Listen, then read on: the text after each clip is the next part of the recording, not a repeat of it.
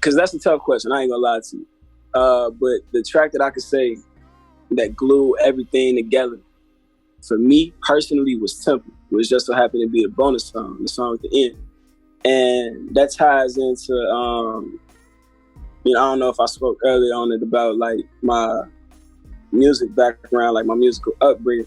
See, like I had a big variety of music that I loved just from growing up as a kid to my teenage phase to my later teenage phase all the way to my adulthood.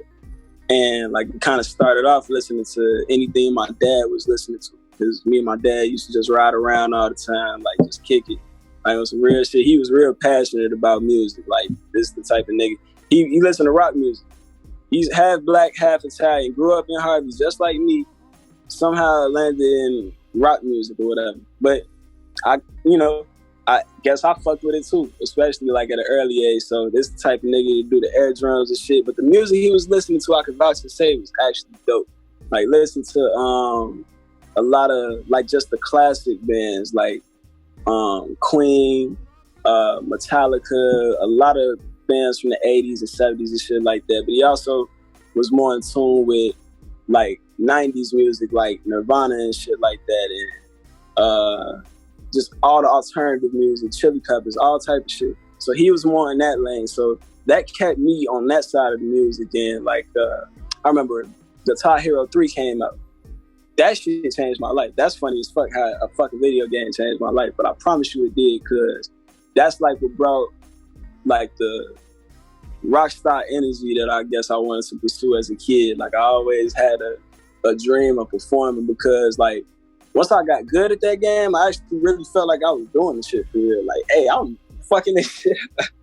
I was playing on accident and everything. My sister bought me that game for Christmas, and I was addicted to that shit. But on top of that, this was also songs that I remember from my childhood that my dad had played for me in the car. So like, come on, I'm the only kid in Harvey that actually know about Guitar Hero for real, and like really fuck with this shit, because all this music is kind of like, shit that I knew and is shit that I'm getting introduced to. So I always forever got a love for that side of music. Once I developed my own, I say like that teenage time, like when I became a teenager, and that's when we was recording shit on the cell phone. You put the cell phone up to the motherfucking speaker or the computer or whatever to try to get like the ringtones and shit. You try to record as much as you could. I remember I would record like Lil Wayne songs. I remember I would record, that was when Soulja Boy was first coming out, had all that shit. So like that was when my love for music kind of like changed into that. I found my own love for it, especially just growing up in the hood. It's like you gonna listen to what your friends listen to anyway. So I instantly had that, and I fell in love with Wayne. Wayne was my first favorite rapper. So having Wayne introduced me to the whole rap lifestyle. That's what like put me into the category. Like I was mesmerized from that point on. That was when it was like, oh shit. Like listening to him was like, I could listen to this shit like every day and it's gonna do something for me. I didn't know what it was doing for me because I was like 11 years old, but that shit was doing something for me, listening to that shit. And then Drake came out and fell in love with the nigga Drake. Then Future was starting to like really, really pop, making like cold ass shit that you never heard before. Instantly was a fan of his. And I ain't gonna lie, like the way I was a fan of Future at first was nothing compared to the way like I'm a fan of Future now. I ain't gonna lie, that boy's changed music. Him and Young Thug, say what you want about him, them niggas really, really changed the game. And just to see like that whole history of everything that I love from beginning to now, like I feel like I ain't had no choice but to like, first of all, fall in love with it. But when I actually wanted to make music myself, all I did was find myself making the shit that I love to hear. So like, it was the dopest shit in the world, realizing that this is rap and I can actually write about my life and I can actually write about shit that's going on with me for real.